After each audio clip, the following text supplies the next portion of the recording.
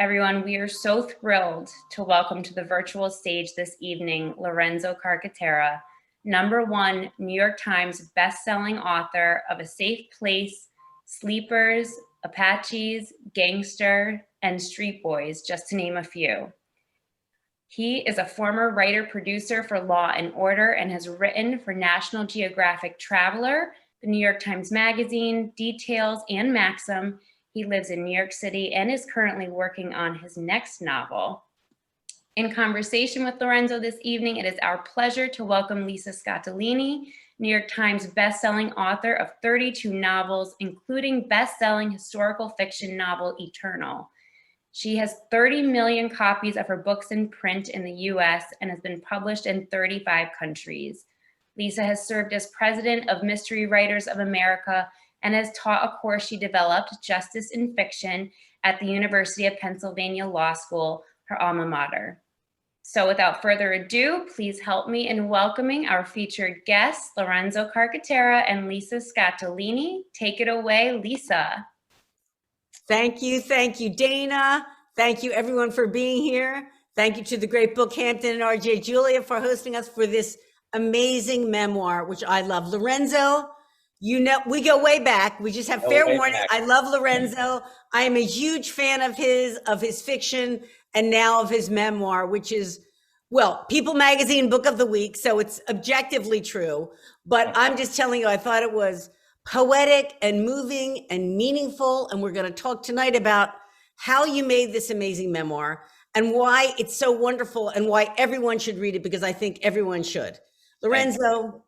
That's very kind. Thank you. It's just marvelous and it's wonderful. And so let's just jump right in, right? Okay. Ask me anything you want. I will. And I will have to say at the outset that this is the story. Well, okay. Well, let's say Three Dreamers. What is it about? And then I'll say what I was going to say. What I wanted to do is I wanted to say thank you to three very special women.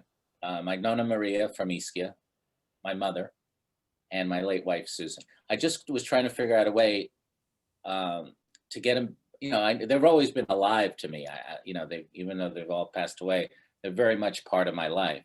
But I wanted to bring them back and say thank you in book form. And then I thought about the writing process. And even though two of them had no clue Nona had no idea what a writer was. To be honest, I didn't either when I mentioned it. I was thinking reporter, something like that. But the word I used was writer. My mother had no clue.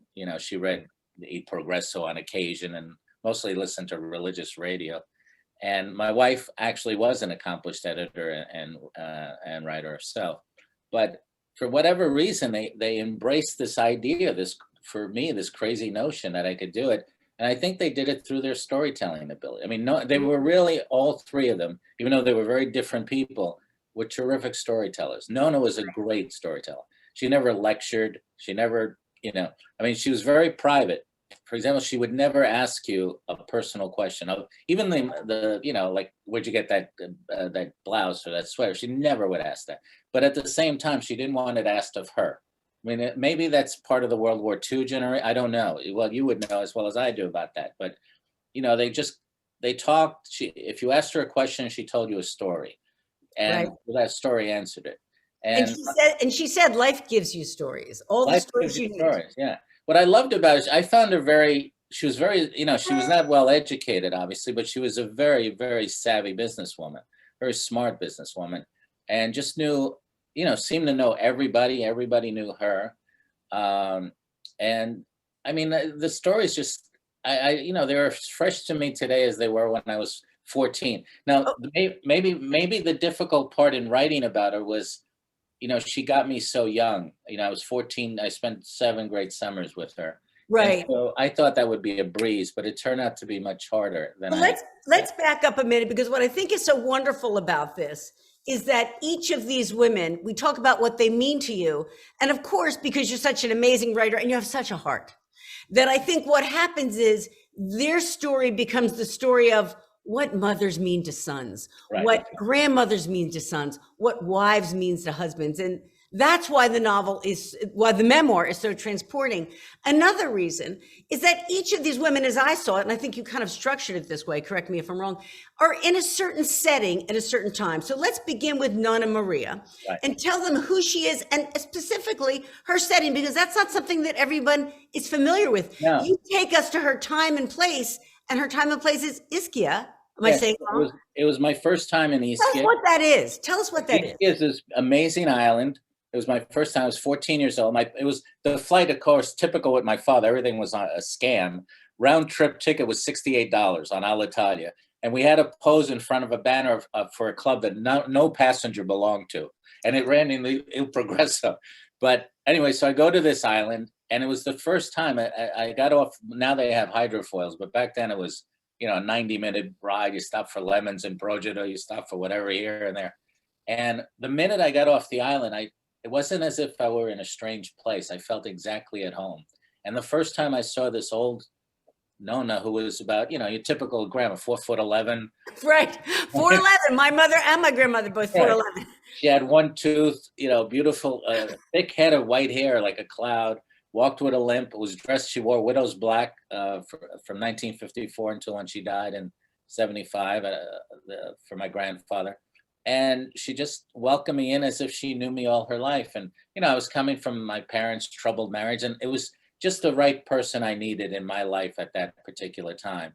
And Ischia was just, I just really just fell in love with Ischia as much as I did with the people of Ischia. And I got to meet the family, the cousins, the uncles, the aunts, and which, So it's an island. Ischia is an island off the coast of Italy. It's 18 miles off the coast of Naples. It is now a major tourist attraction. I mean, it's huge. And my uncle, Mario, became, he started in 68 with 66 rather, with one cab and made $12 that summer. By 68, he had 8 cabs and 4 buses. And by the 70s, he was loaded. He'd be a billionaire if he hadn't gone out with a lot of women and then blown all his money. But he had a great time. So it is a big tourist attraction. They have to work 9 months to make their money for a year. But they just seem to have a great time. And Nonna was at the cusp of that. I mean, I'm sure she kicked in. She was the first telephone operator my uncle hired. She only spoke the dialect. She didn't even know, the Italians that they speak in, the Italian they speak in Rome or Florence. She just knew the dialect. The only time she ever left the island was to go to Naples during the World War II for the black market. So I just found her a fascinating, I guess, character. She was just, I loved her dearly. She always she drank 14 cups of coffee a day. I love it. This detail of the coffee always percolating, which being Italian, I know they have it all. I don't know. All the time. And it turns to pitch at some point. They don't care. Yeah. And then the other thing she did was I never actually saw her eat anything. But if you showed up at the house, there'd be roasted chicken, stuffed peppers, mushrooms, marinated eggplant. It'd be like a feast. And you go when did she do all this? And then at night, at 6 o'clock, she'd switch to white wine. She never drank water, never. And again, I think that's out of the war because she said water is for plants, not for. I love her sayings. And I think the cooking is so key because when you read this, and amazingly, to detour a minute, the book club materials have recipes. I'm sorry, but women love recipes. I know. And you can have, I am going to make this. Pasta puttanesca is amazing. Yes, it's amazing. And you say to her, I heard you were a good cook. And I love her line. She says, the stove does all the work. Yeah, she never took credit for anything. She never took credit for anything. I didn't do anything. The stove does it. And same with the pants, the story of the pants. The story of the pants. Why don't you tell that? Because I think it's so, I look at this woman and how she took you and took you in and nurtured you with food and every way she could nurture you. Isn't that right? Without making a big spectacle of it. Right. So it was, I think, my 3rd summer there. And I was going to a high school in the Bronx, Mount St. Michael. And the tuition was $65 a month, which my mother and I had a part-time job, and we put the money aside and, pay the tuition. Anyway, my mother called me frantically, as she always called, was frantic. And my father had somehow found the money and blew the year's tuition, whether it was gambling or whatever he did. So I said, don't worry about it. When I get back, I'll figure something. We'll pay him month by month instead of, for the full semester. They'll do that. So somehow, I guess Nonna heard about that. So it was the night before I had to leave, and she said, can you do me a favor? I had the tailor make you the pair of khaki pants. Would you wear those on the plane? I said, yeah, sure, Nona, thank you. So I put them on. I said goodbye. We never got emotional. She always said goodbye, went off to sip her coffee, and that was it. And I always did. So I always would leave fast. I didn't want her to see me cry and make a spectacle of it. Anyway, I'm on the plane, to leave Ischia takes forever. You go by boat to Naples, by train to Rome, and now you're at the airport. And so I'm on the plane, and as I was sitting down, there was like something on the side of the pants was hurting me or nudging against me. So I went into the bathroom, I undid the pants, and it was a pouch sewn into the pants. I ripped the pouch out and opened it, and there exactly in American dollars was the exact amount I needed for 1 year's tuition. I mean, it was amazing.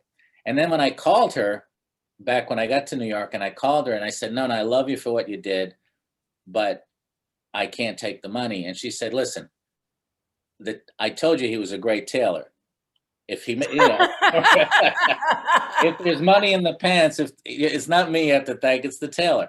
And she never acknowledged giving it to me or taking it. And she definitely would never take it back. But it was things like that she sort of navigated. And it wasn't just for me, for other cousins who were in trouble and aunts and uncles who may, need a lift here or there. And friends, she was always taking care of different people. I mean, I'll give you a great story with her and her sister-in-law, Nanella, her sister-in-law, from the day my grandmother met my grandfather Gabriel, for whatever reason, took an instant dislike to Nona and badmouthed her for decades. I mean, saying horrible things. And my grandfather Gabriel would go to her and say, please stop. Nona never said a word, nothing. Said, listen, it doesn't bother me, doesn't affect me. Let her say what she says. Right. Anyway, now we go decades later, grandpa's dead. And Nanella's in bad shape. She has a bad leg. She has no place to live. Her family doesn't want her. And, it would be grandma's right, Nona's right to say, I don't care what happens to her. Instead, she gets her oldest daughter and says, find her and tell her I have a room downstairs in my house that she could have, rent-free. There'll be food brought to her morning, noon, and night. Wow. Medicine that her nephew was the island doctor. Medicine will be brought to her. She will have not a care in the world until she dies, on one condition. Because I have to pass her on my way down, I have to pass her on my way up. She never exchanges a word with me. We never speak, ever. So Nanella agreed, and I remember seeing her, this old woman with a bad leg, and every time I passed, she said, when you go upstairs, give my love to your Nona. I said, okay. I'd go up, I said, Nona, she sends her love. Nothing. Yeah. I don't know what it is about Italians, and I can say this. I mean, my family's full of stuff like that, where people will live together for like 30 years and not speak to each other. Yeah. I always used to think vendetta is an Italian word for a reason. Oh, yeah. It's not active, but it's, I hate you and I hate you forever. And my mother didn't speak to, and she loved her brother-in-law who married her older sister. And here's the reason they didn't speak for 40 years. Zia Franca, her oldest sister, was supposed to get married, say, in October. So my mother, being the second oldest, planned her wedding 6 months later. Uncle Cheech, being a nice guy, goes to my grandfather and says, Gabriel, listen, I have to delay the wedding. I want to save some more money to buy Francesca a house. My grandfather didn't think that was a big deal. He said, how many more months? I said, 4 or 5 months. Fine. But this meant now my mother had to push her wedding 5 months. And for 40 years, they never spoke. But every time I went to Ischia, my mother said, here's a shirt for your Uncle Cheech. Give it to him. I'd give him the shirt. He said, send her my love. I said, send her. So until she moved there in 1988 after my dad died, and they sat down, they had some coffee, and he said, listen, I'm sorry I caused you grief 45 years ago. And it wasn't that big a deal, let's be honest, right? But, I apologized. And she said, fine. From then on, they were seen together. They would go for walks with my aunts and everything. So it's amazing because what I love about these stories, first off, they're real. You are nothing but, if not an authentic writer, whether it's fiction or nonfiction. I think these certainly resonate for me, but I know that everybody has family stories that are like that. And I think this made me feel all of that stuff because it's so well described. And so now here's Nonna Maria in this setting, which is kind of exotic for us. I mean, when I look at this cover, I'm transported. Yeah, they did a great job. It is, Ischia is a magical place. I mean, my cousins used to say, if you can't fall in love in Ischia, you can't fall in love anywhere. Uh, Right. it's just, I mean, the food is great. The people are great. They're loud. I remember the first time Susan went there, I took my wife Susan, and 4 o'clock in the morning, it's summertime, it's super hot. They're outside singing, la, la, la, la, la. And she goes, when do they go to bed? I said, never, it's summertime. It's amazing. So and she had such a role in your life. And then if we segue into your mom. Yeah, my mother came from a darker place. She had, by the time mom was 24, I heard from my aunts and uncles that my mom at 18 or 19 was the practical joker. She was always the life of the party. She was always telling you stories, fun. She was always laughing. I never met that woman. Yeah. That woman was gone. So by the time my mother was 24, she had married at 18. She lost a husband. She lost a 6-month-old baby during the war, Right. and her brother died in the war. So then she was a widow for 8 years, and unfortunately, an arranged marriage with my father, which forced her to come here. And it was it was a horrible marriage. It was a horrible 35 years. And she was of that generation. You and I would have walked out of that in a heartbeat. We're not going to put up with this. But she said, this is the bed I made. This is where I stay, and this is where I belong. And it made her bitter and angry and negative sometimes. But I took that negativity as almost as a incentive to prove her wrong. And maybe that was her goal. I remember my first job after high school was at a bank that no longer exists, the Manufacturers Hanover Trust. They paid me $95 a week to work in the check reconciliation department. To this day, I don't know what check reconciliation means. But anyway, they put me in there. My mother said to me, do not ever lose this job. I said, why? He goes, this is as good as it's going to get for you.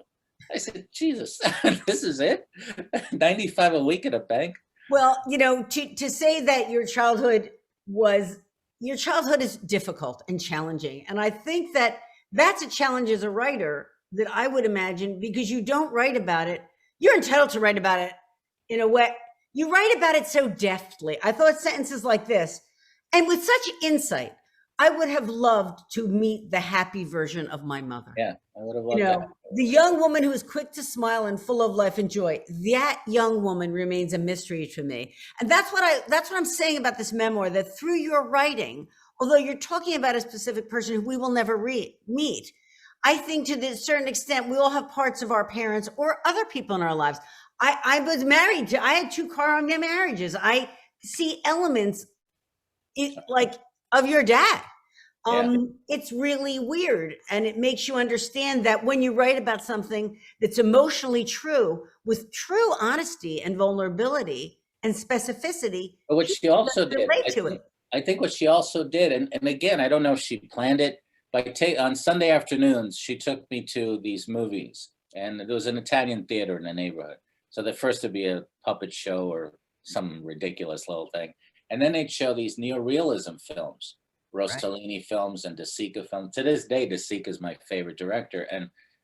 And it was the opposite of what we saw on TV as kids with John Wayne, who was 42, and the average age of a soldier here was 19 fighting in World War II. And, the Italians are always surrendering and betraying or running or whatever. In these movies, it was real. And you'd see these women around my mother, all of them crying. And then the movies would end. Some guy'd come out with espresso and plastic with those white dental cups. And, right. And, then they continue telling their stories. And, again, I wasn't a storyteller then, but you sit and you just listen and you realize, the pain that these women went through is real. Right. They lost people that they loved and they cared for in a blink of an eye. My mother lost a 6-month-old baby, and I don't know how you ever get over that. And then a husband on top of that, and then her brother. And the same was true of Nona. Nona lost a grandson, a son that she adopted, and a brother and a son-in-law. So the losses that these women suffered was so real, and yet their lives were on the outside. They leave this little basement of a theater, then they go outside, and their life is just almost as bad as it was from those Right. war movies. You know, they're But treated you horribly. describe that so well. I see you as this child learning firsthand about the power of story. Right. That's why books are magic, right? You see it on the film, and then the women exchange their stories. And because I've always thought that books build empathy and intimacy. Like I walk in your shoes, you know, I find myself underlining things. Oh yes, that's just like this. And that really is, I mean, that's in a way, like somebody says to you, I think, oh, it's Susan who says, this is an education you can't get in school. Right, you can't. You have to live it. And also, you know, you get everything with it. And you know this, you grow up like this, you get their superstitions. You get, I mean, when I first went to Ischia, my mother told me about La Fattura, which Tell about that. That's a great story. La Fattura, I said, what is that, Mom? She goes, okay, you go to someone's house, you don't know them. They offer you a glass of water, but they're not drinking it, do not take it. If they offer you food, don't eat it. I said, what happened? She said, well, that's how your Uncle Mario got married. I said, what? She said, they put herbs or, you know, whoever, I don't know what they put in this thing. She said, you know, your Uncle Mario, wherever he is with a stranger, he'll eat anything, he'll drink anything. So the story went that he was on his honeymoon in Florence visiting his sister, my Aunt Anna, and suddenly he wakes up, like, you know, as if he were, and he says, am I in Florence? And she said, yeah, you're on your honeymoon. He goes, my honeymoon? Who did I marry? And he claims not to know this woman. And it scares the hell. I'm 14 years old. And I'm thinking, do I really, you know, so do I take water from anybody? And I remember the first person to pour me anything was Nona, gave me a glass of wine. I'm going like, you're having this too, right? After she said, your mother told you about La Fattura. Don't worry about it. It's she didn't kind of buy into the superstitions as much. But the superstitions, I think probably every ethnic group has its folkloric component, but my mother was always with the evil eye. Oh, yeah. And it was a world to her where people were all talking jealous of us. I'm like, Mom, we have nothing. No one's, we're the poorest people in this neighborhood. Believe me, no one is jealous of us. But you know, the world is dangerous. And we also have this belief, like if I came to you and I said, oh, Lisa, you're nice, you're nice, you're nice. If they say that 3 times, they're wishing you bad. So I said, they just said I was nice. She goes, 3 times? No. Nobody says it 3 times unless they want you to suffer. But you know, it's interesting you say the word suffer, because I feel like, and I thought your depiction certainly of your mom, that what, you know, it's heartbreaking because she is not, she says, I'm a prison of my own making. Yeah. And so she feels terrible about it.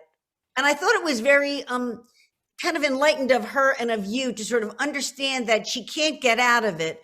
At the same time, she knows that it's horrible and not what she would want for you either. Yeah, and I wonder if she, you know, a lot of reasons. I've thought about a lot about why she didn't leave. You know, yeah. Like I said, you and I would have packed and gone. But if she had gone to Ischia back to her family, she'd gone and it would be an embarrassment on the island because you know you're on that island 5 minutes. There's tons of gossip and about everybody. But you know, I wouldn't have cared about that. I would have rather gotten out of a horrible situation and let everybody gossip. I wouldn't care. But she did care about that because it would reflect on the family. And she felt, look, I said yes. To this day, at least, to be honest, the one question I couldn't answer is why she did say yes. I mean, I know my grandfather was dying. My grandmother didn't have her eye on the ball, and you know, because he was sick. But you know, she could have said no. I mean, she didn't know him that well, you know, and. But you had nowhere else to turn. I do think that there's different times in your life when you don't realize the agency you have. And certainly there's plenty of women in this audience, but I know at times when I'm a lawyer. I'll be at a lunch counter, at a deli counter, and someone will get in front of me and I can't say to the guy, hey, I was here. You saw me. I saw you. Who are you kidding? I go, they just butt in front of me and I don't say anything. I don't know. So, you know, I get why she didn't. And part of it is fear too. She's afraid. I mean, he's very physically violent, a physical guy. And, you know, he'd go up like a match and you're always on tenterhooks, and it made you not want to get married. I mean, you know, when I was a kid, I was saying, if this is what married life is, I mean, that's why Ischia for me was an eye opener, because I got to see my aunts and uncles, and they were all happily married, and they weren't wealthy by any means. They're working class people, and Nona, again, to give you an example of how Nona was not educated. My Aunt Nancy, one of her daughters, married Uncle Benny, who was he had been a POW for 7 years, and he stayed in the military, became the head of the Italian paratroopers based in Pisa. So he and Nancy with their family lived in Pisa, and then in the summers came to Ischia. So when they were engaged, someone said to Nona, what does Nancy's fiance do for a living? And Nona said, he throws himself out of planes. I don't know. I don't know why, but they pay him. That was important to her, that they pay him. And so I said, no, he's a paratrooper. She goes, yeah, well, what does that do? I said, well, he trains people so he makes other people. I said, yeah, forget about it. You got it right the first time. And so my uncle would get a big kick out of that. He said, to everyone else, I'm the head of the paratroopers. To your grandmother, I'm an insane guy who just jumps out of planes. So good. That's so good. Well, certainly that you, through perseverance and sheer intelligence and talent and hard work, you persevere. You have your dream of becoming a writer. Let's get you forward to the happy part where you meet the love of your life. I meet the love of my life. Who at first, who's a wonderful woman. It was true. Susan. At the newspaper, another great setting. We go from Hell's Kitchen, and we forgot to talk about Hell's Kitchen, right, which is and you bring that to life. And then we're in the newsroom that has Susan and Hamill and Breslin. Take us there. It was a great place. Unreal. It was the 70s, mid to late 70s. It was a great place. It was a hard place to be a woman in the newspaper business. As you know, it's not an easy, it was, Daily News was mostly Irish, Italian, Catholic. And, women were seen as, outsiders coming into their world.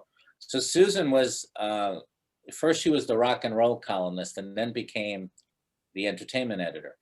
And I got the impression, mostly because she never talked to me, that she didn't like me. But I wanted to, the key was, and this is, it shows my age, the Daily News daily circulation back in that time, the daily was 2.5 million. The Sunday was 3.5 million. Wow. So if you got into this, I was getting articles in the day. I was still a copy boy clerk. I was not but you were moving up. And I wanted to get a story into the Sunday section. And to get that, I had to get Susan's approval. Because it was a union shop, she couldn't come to me and say, I'd like you to do this. Because they had staff, you couldn't say, hey, I want to interview Lisa Scottoline. She has a book out. They said, well, we got people to do that. So you had to think outside the box. Okay. So back then, there were only 5 channels in New York, and one of them was going to run a Three Stooges marathon. I was a huge Stooge fan. And I, from what Hamill told me, that always stayed with me. Always know who you're writing for. He told me that when I was 17. Interesting. And so I knew the Daily News audience. I knew what they were like. They were like me. They grew up on the Stooges. And you could always tell the Daily News guy, the first thing he opens the paper from the back, he checks the number, which is on the last 3 digits of the racing track receipts.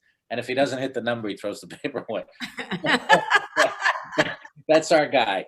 So I got the gumption up to go in and pitch to her. I was really intimidated by her. So I sat across from her, and you could tell she was like, oh, what does this guy want? So I said, listen, I'd like to do a story for you on the Three Stooges marathon. And when somebody gets that look in their eye, like, what? And and I explained. She said, why would I want that? And I explained why. I said, it may not mean anything to you. She was a Bennington graduate, and right. I said, but it means a lot to the editor, to the readers.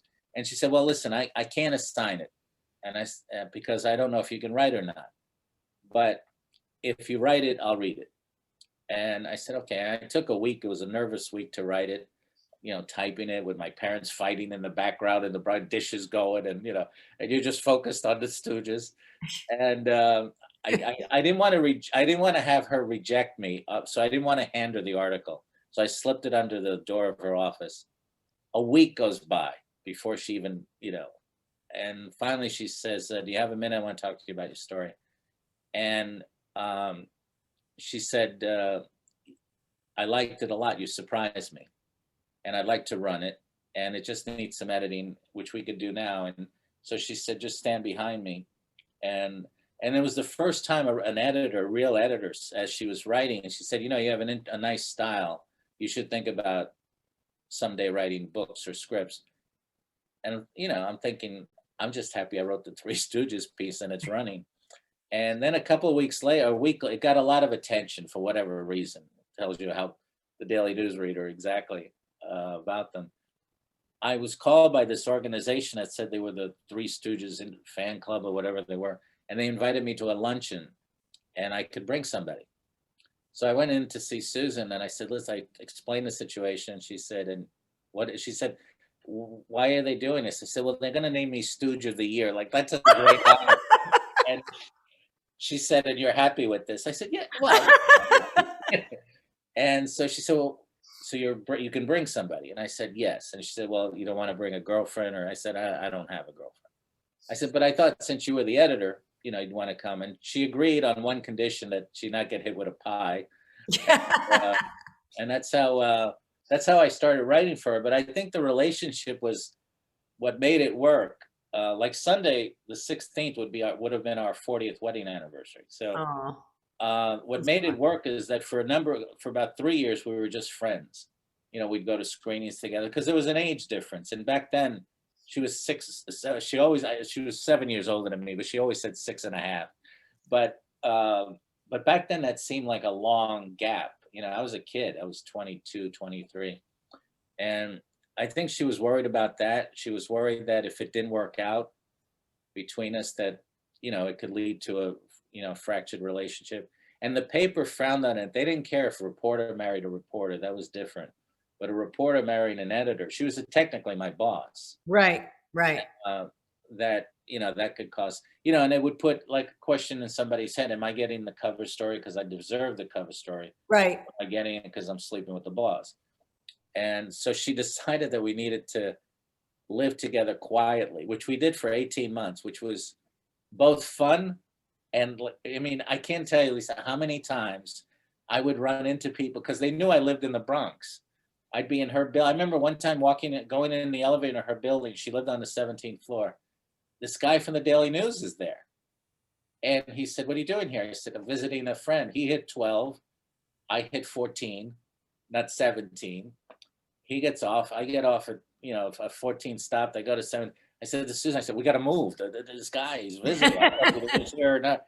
She said, well, you know, let's take it one day at a time. Then you go to a party and, you know, guys were hitting on her all the time because she was single at the time and, you know, asking her out, and you got to act like you're cool with that. You know, we're Italian. We're never cool with that. You know, and I'd say to 2 friends of mine, Eddie and Hank, knew about it. They were the only 2 who knew about it. And I'd see some guy ask her out, and I say, you know, you got to stay calm, dude. You just got to stay calm. She's saying no. She said, you know, she's blowing the guy off. I said, yeah, but why is he asking her? You know, so it was it was an interesting 18 months, and then, you know, we decided. And I love the way you describe that in the book. I just want to say that, you know, I think it's very hard as a person who's done in fiction to write about a mature love relationship and a real romance between adults. And I think you did that so well. Okay. And you can really feel the relationship and the love and the romance and the ups and downs too. And it's you guys have to get this book because you will just love that. You know, I think sometimes, just really quickly, as a woman, we don't always know what men are thinking. At least I always feel like, what is going on? Like, what is going? And I really felt like you kind of let me in on that, you know. You know what she was? She was actually pretty cool in the sense that, I mean, the first time she invited me to lunch, and again, all I knew, she's from Bennington. Her parents are doctors from Ohio. I said, oh, she's going to pick some high-end fancy, I won't know which fork to use. And look at the way I'm dressed. She used to eat in this dump off Tudor City on 42nd Street. You had to go down 4 steps.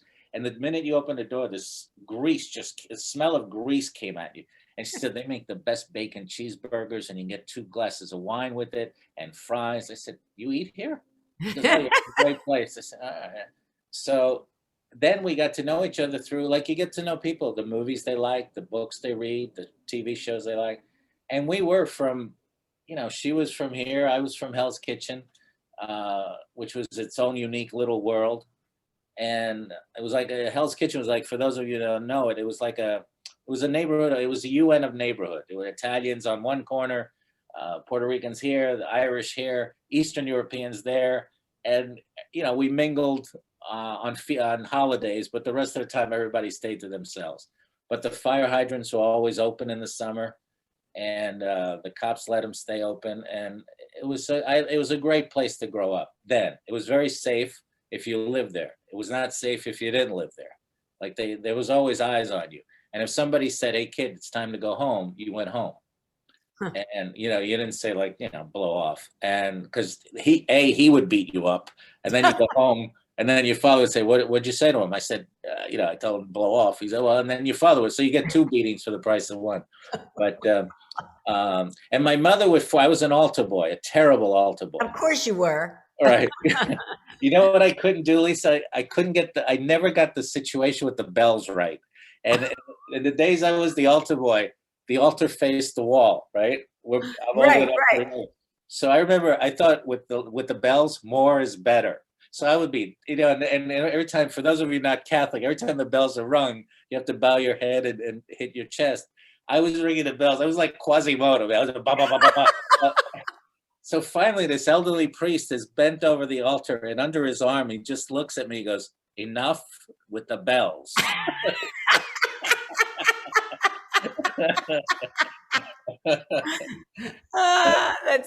That's great. That's so great. But my mother, because Italian mothers dream of having their sons become priests. Of course. So the minute I became, and the only reason I became an altar boys, there was trips from the school to go to Rye Beach in Westchester.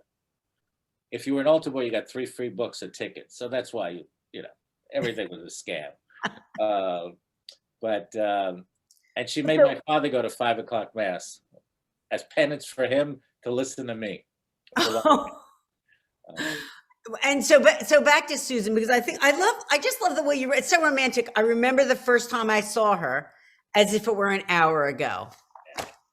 I mean, it's just beautiful. It was the red boots. She was wearing those hot red boots. Cowboy boots, right? You like those boots.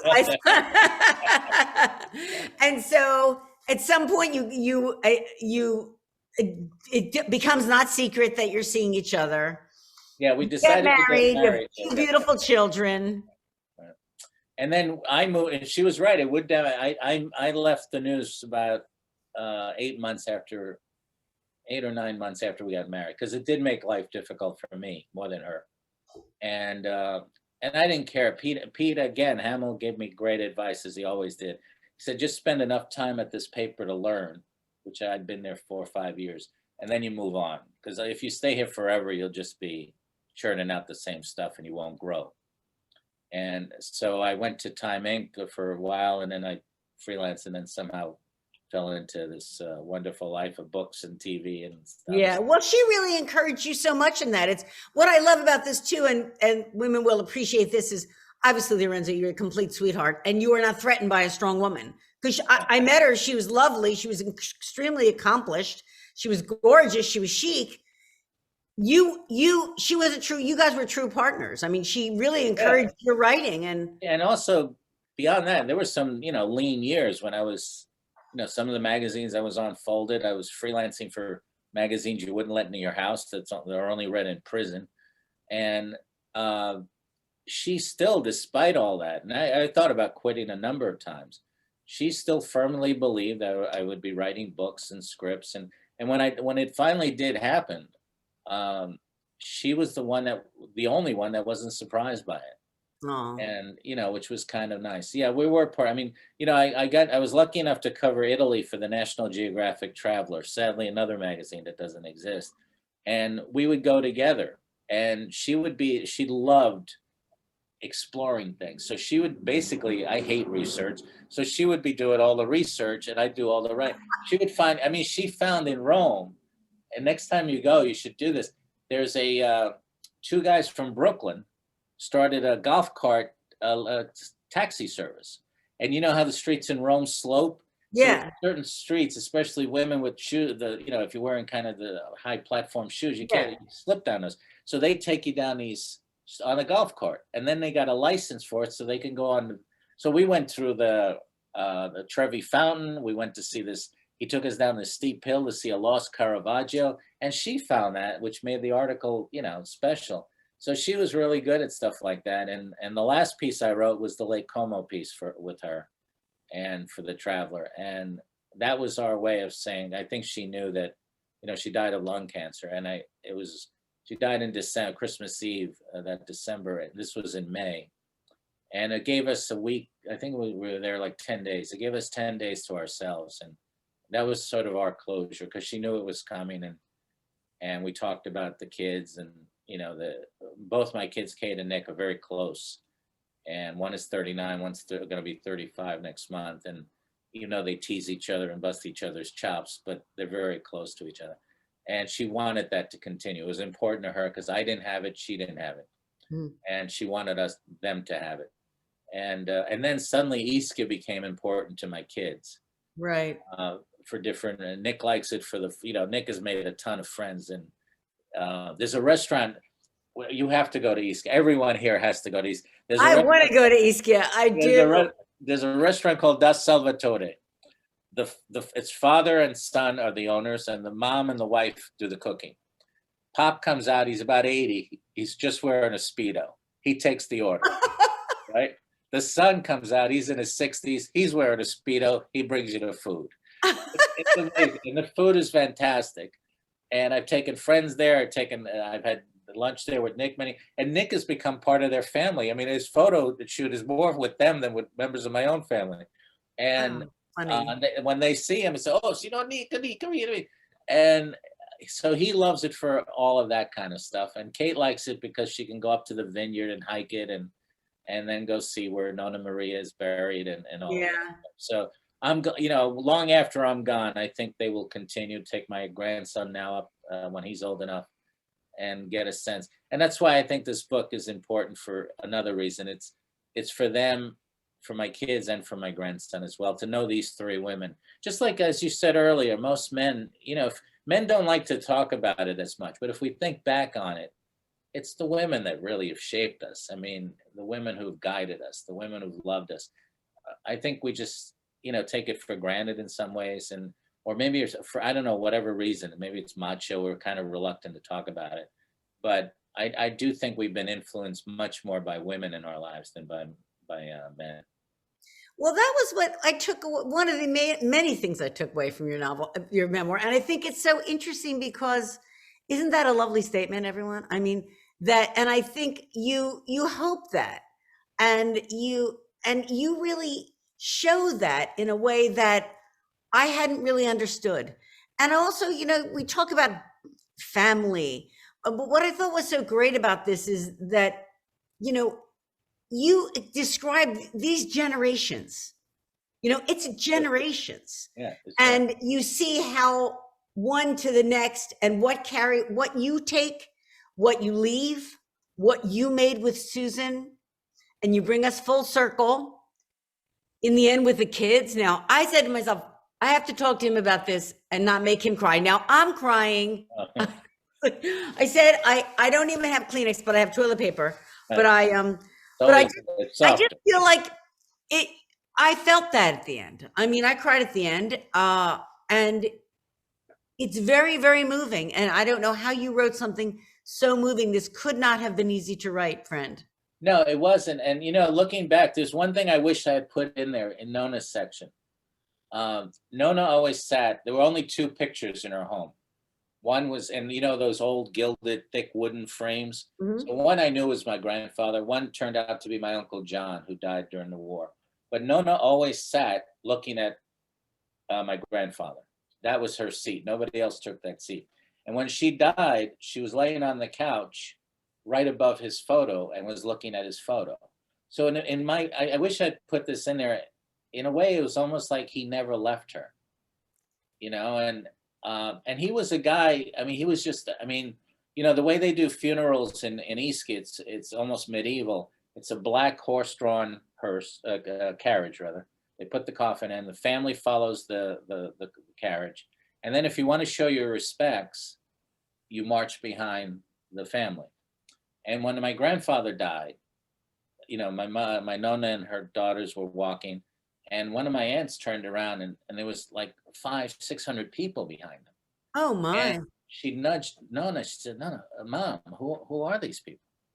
And Nonna said, "I don't know half." It turned out it was people my grandfather helped, gave money to during the war, gave advice about staying with your wife, don't leave your wife, because of whatever she may have done in the war. There are a number of places. There's a beautiful ice cream place in Ischia. The first time I went there, and I ordered a gelato, and the guy said, "Are you Carcatera?" I said, "It's the only place in the world where my name means anything." And I said, Not true. You're too modest. I said, "Yes." He said, "Gabriel's grandson?" Now, he'd been dead for a long, since 54. This is in the 70s. I said, "Yes." He goes, "Gelato, no pay." He thought I didn't speak. I said, "No, I speak." And I said, "Why not?" He goes, "I wouldn't have this place if it wasn't for your grandfather." Oh my. So then my cousin Paul said, "So if we come here every night, we get a..." And then they're Ischitana. He goes, "Take it easy, take it easy." And there's so many stories that you have to write. I love Three Dreamers, so you have to write 3 more Dreamers. I just think you're so wonderful. I think you're just such a sensational writer and now memoirist. It's just Thank you. profoundly important and moving book. And I see Dana's here, so she probably is going to tell us Dana. questions. Hey, we do have some questions coming in from our audience, and don't be shy. Anyone that has questions, you can send them on over through the chat box. So, Lorenzo, where can we read the Three Stooges essay and the one you wrote about your mother for the Daily News? Loved the memoir. Thank you. The Daily News was a cover. They put my mother on the cover. I have the magazine framed. It was from '81, so I assume it's in.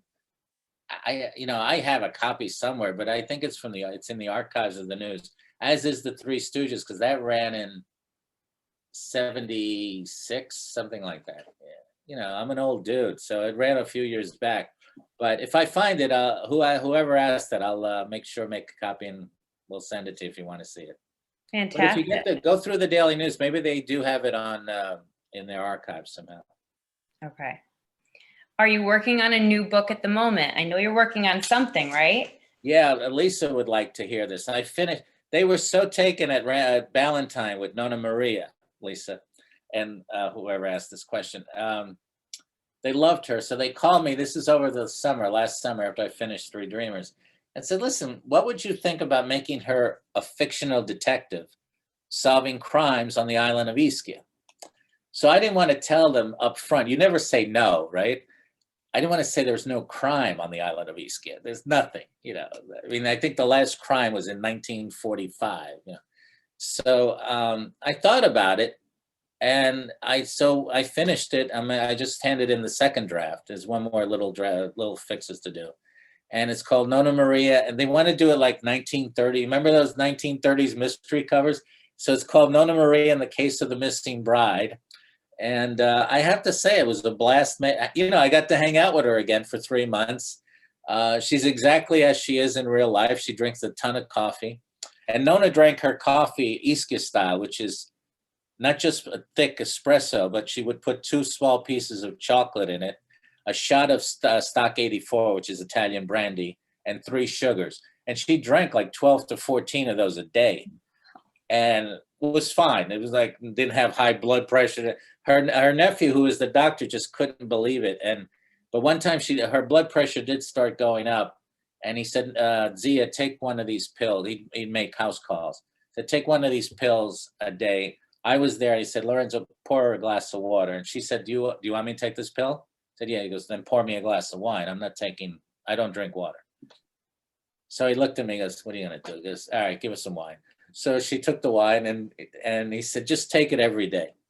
And he said, "Maybe this is just a suggestion. Instead of 14 cups, how about 8?" And and she said, "I don't count them. You count them." So she's now a detective. We'll see how that plays out. It'll come out. I think it's coming out in April. That Nonna Maria. Yeah, that's right. We can't stop her. What was the writing process like for Three Dreamers? Was it hard to put to words?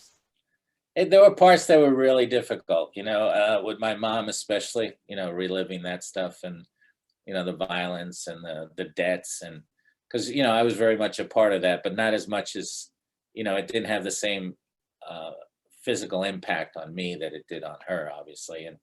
And, every time for my mother, every time a phone rang or there was a knock on the door, it was never a good thing. And so that was really hard reliving that. The Susan section was great early on because it rekindled how we met and all of that. And the last section, obviously, when she's dying, was difficult to go through. The Nona section was, I laughed a lot, but I cried a lot with Nona. I mean, she just touched your heart in a very special way. So, it's just typical, like with any book, even some, novel you write, you get emotional about it. And what was the best thing about it, writing, was that, and this may sound strange, but it was like they were here in the room with me, as I was writing it. So there's Nona, there's my mother behind me, probably yelling at me, and Nona drinking her coffee, and my wife getting ready to edit my purple prose, and right. So it was a comfort to have them with me. It didn't take very long to write, and it took, I think, 3 or 4 months, which for me is not a long time. So, and it was the first book that I've outlined. I don't usually outline my books, but it was my agent's idea to, maybe you should outline, because I was going to spec it out and then see if anybody wanted it. And her idea was to outline it so you see if the stories are there and real. And then that worked out. So I'm really grateful that I did that. Well, what a beautiful tribute to the women in your life. What would you say the greatest underlying message readers will uncover from Three Dreamers is? To think about the women in your own life, to really think about them. And if you embrace these 3 women, Nona, my mother, and Susan, that's great. I love you for that.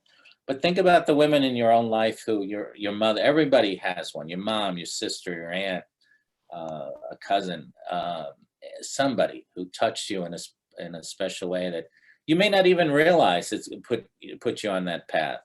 I'm sure Nona, if she were around today, would not credit herself with helping me become a writer. I mean, it would just never even dawn on her that she did any of that. But she did without knowing it. Or maybe she did know. Maybe she was a lot savvier than I thought she was, street smart than I thought she was. My mother too. My mother told great stories, horrible bedtime stories, but because they all ended in death, with fiery death and devils. And, it's like, Mom, seriously, stop. just stop. I get it.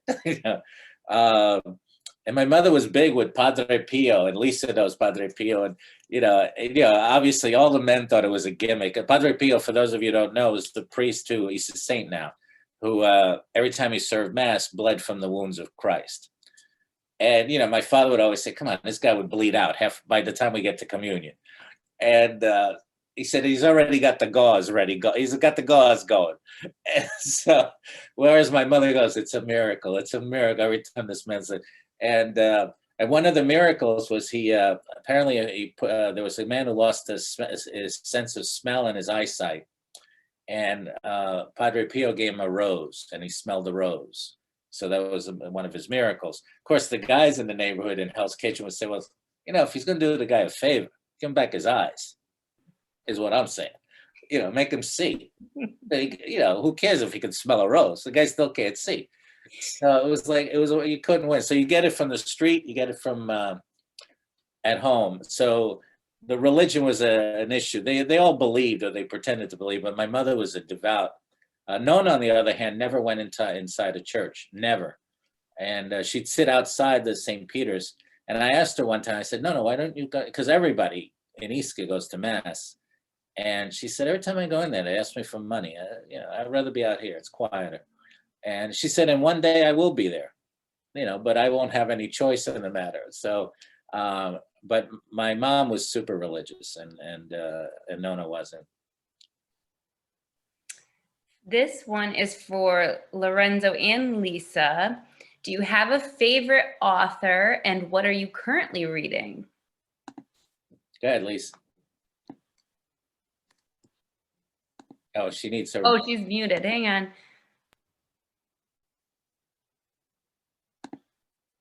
Sorry. I don't have a favorite author. Do you, Lorenzo? I don't have a single. I read a lot, and I'm sure Lisa Me reads. too. I mean, this is like, we're in front of part of my signed collection.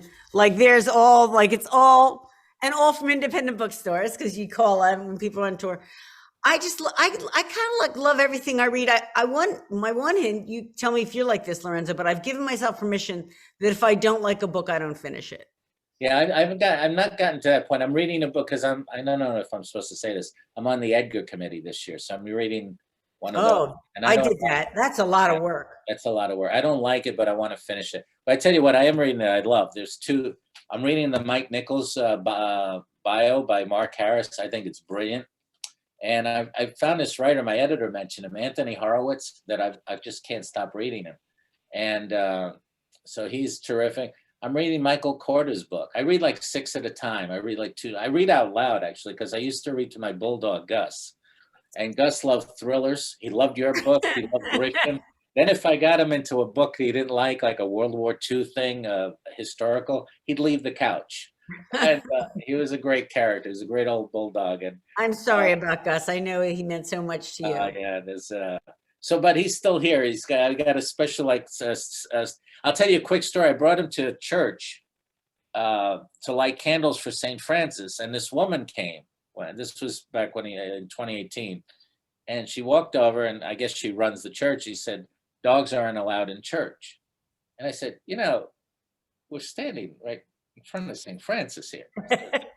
He would not like this. Gus was like chill. He was laying down. He was fine. And I said, he's the patron saint of animals. I didn't see his sign.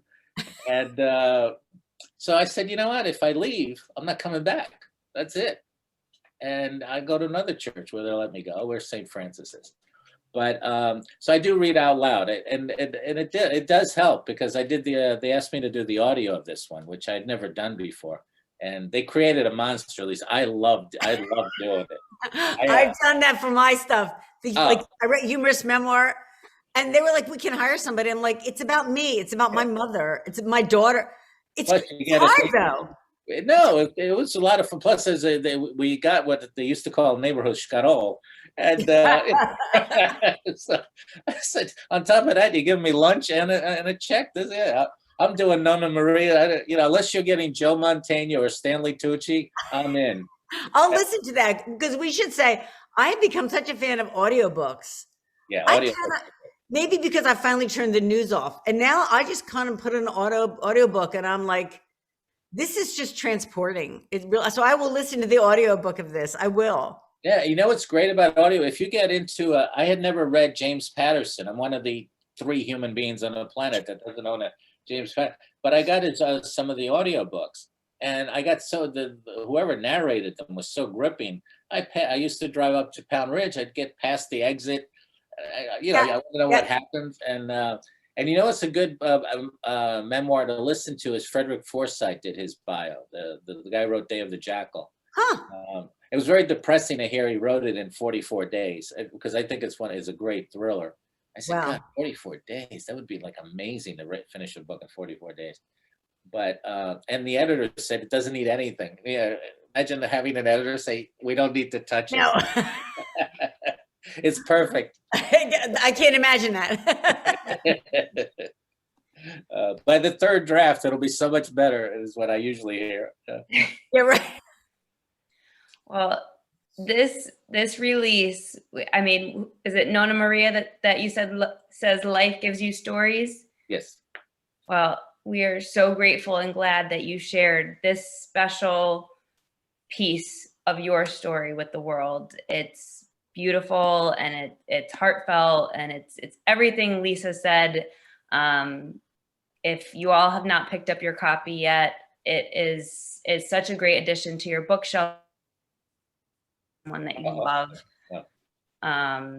It's just, we're just thrilled about it. So I agree. I loved it so much. And you can, it can be good summer reading too. It's nice to just be transported and to feel someone's heart in a memoir. I don't think it gets better than that. I really don't. You know, real quick before we wrap up, somebody called, you know, the movie producers are sniffing around it now. And somebody called and said, did your grandmother at all resemble Sophia Loren? Because she's from that area. And whose grandmother looks like Sophia Loren? Seriously. And I said, you know, she was always taken for Sophia Loren. People would say, who is that? Dead ringer. Yeah, that must be Sophia Loren. Well, Lorenzo, Lisa, thank you so much. Lisa, thank you so much. Thank you, Dana. Thank you, Victoria. Thank you all. Take good care of this bookstore. Yes, thank you all of our guests for supporting our authors and our local independent bookstores. You know it means the world to us. Three Dreamers, a memoir of family by Lorenzo Carcatera, and Eternal by Lisa Scottoline are out now and available for purchase at BookHampton, RJ Julia Booksellers, and Wesleyan RJ Julia Bookstore. And remember, signed copies of Three Dreamers are available at BookHampton while supplies last. So grab those copies. I love the way, Lisa, don't you love the way she says your last name? I do. Yes. You said it right. I'm Italian too. There you go. There you go. Yeah. Thank you, Dana. Love you, Lorenzo. Thank you, guys. I love you. Thank you. Stay well, everybody. Good night.